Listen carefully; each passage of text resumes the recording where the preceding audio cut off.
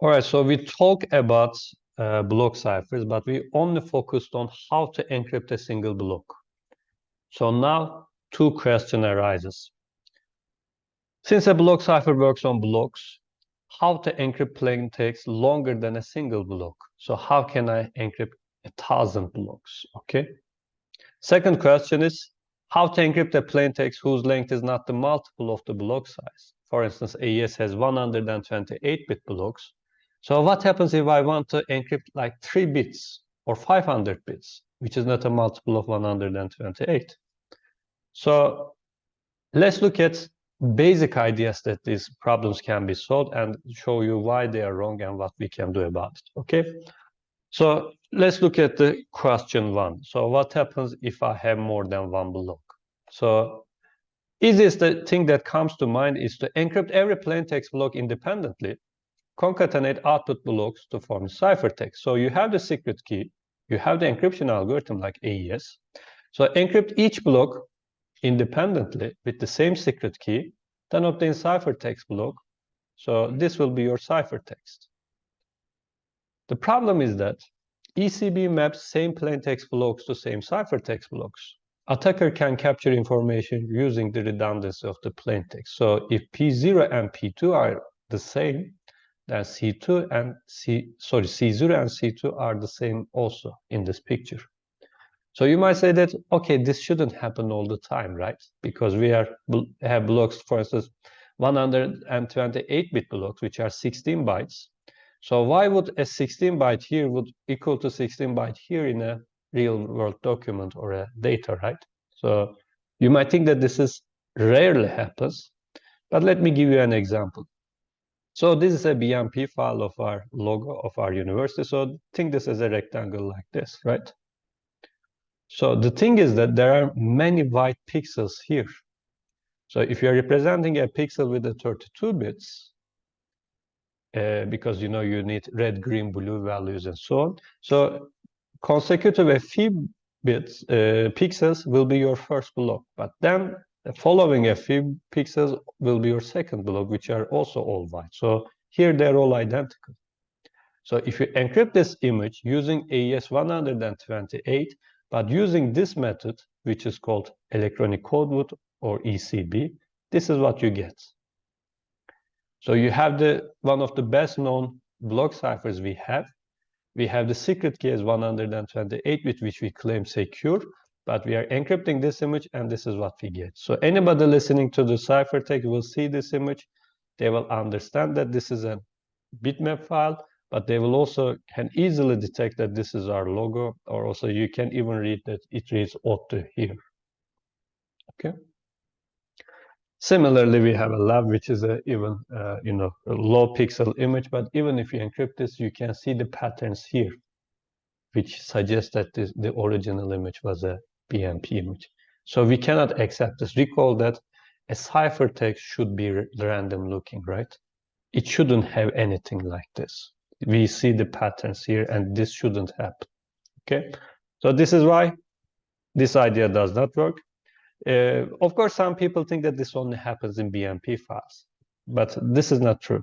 So BMP files are good examples why ECB fails in practice, but this problem is not limited to BMP files. You can treat an encrypted file as if it is an image file and look at the pattern, pattern of the pixels to discover the type of the original file. For instance, executable files can be identified from the ciphertext because operations like memory access provide a distinct pattern in the image file and so on and so forth. So this is not only specific to BMP files. But so you should never use ECB mode in anything for encryption, but you can use it to to verify your implementation or for benchmarking. Other than that, ECB is never allowed, okay? But people don't know it.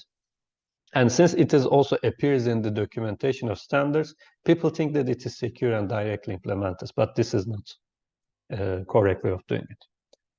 Okay, ECB should never be used for cryptographic purposes. This is the warning.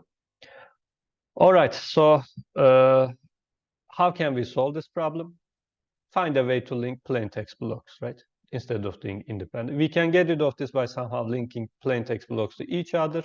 For example, Cipher block chaining mode. So here, for instance, after this encryption, you take the Cipher text block and XOR it with P1 and go in like this. So this way, even if P1 and P2 are identical, after this XOR, they will be different. So C1 and C2 will be different when P1 and P2 are the same. Okay.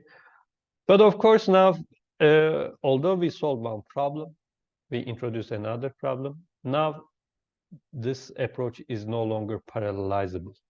At the ECB mode, if we go back, I can encrypt P2 and P0 at the same time because there are no dependencies. And I also decrypt C2 and C0 at the same time. So if you have n cores, you can encrypt all of the n blocks at the same time. But here I cannot do this because if I want to encrypt P2, the block, I need to have the result of this XOR operation. But this result comes from C1. So before encrypting P1, I cannot encrypt P2. In order to encrypt P1, I need this. So I need to encrypt P0. So it is no longer parallelizable. It is serialized. But of course, we have many nice mode of operations like counter mode, where we get rid of these dependencies and we still have parallelizable encryption. Okay. So mode of operations actually determines how you combine these steps. Okay. So this is why we will talk about mode of operations and talk about solutions. Cipher block chaining is one of the mode of operations which is secure, but again, it is not parallelizable. So choice of mode of operation depends on your needs and the performance or other security parameters. Let's move on to the second question and see what can go wrong. So we said that what happens if I want to encrypt a plain text which is not a multiple of the block size. So easiest thing that comes to our mind is that if a plain text is not a multiple of block size B, we can fill the remaining bits with zeros, right? But the last bits of 0 of the last block may belong to the plain text, or some of them may be from the padding. So this will be a problem. So filling with zeros or anything is called padding. So let me show an example. Consider the 64-bit block like this in hexadecimal notation. So the last byte is all 0. So when you decrypt this, when you decrypt the ciphertext and obtain this plain text, now the person would be confused because the last byte 0 might come from padding, or maybe it was really the plain text. So how can I be sure if it is padding or not? Or maybe only the last 2 bits are from padding, but the 6 zeros are from the plain text. So this approach causes an ambiguity. So I cannot decide if it is from padding or not. So if I want to do a padding, I have to do it properly so that I shouldn't cause any confusion. Okay, so filling with zeros for this reason does not work.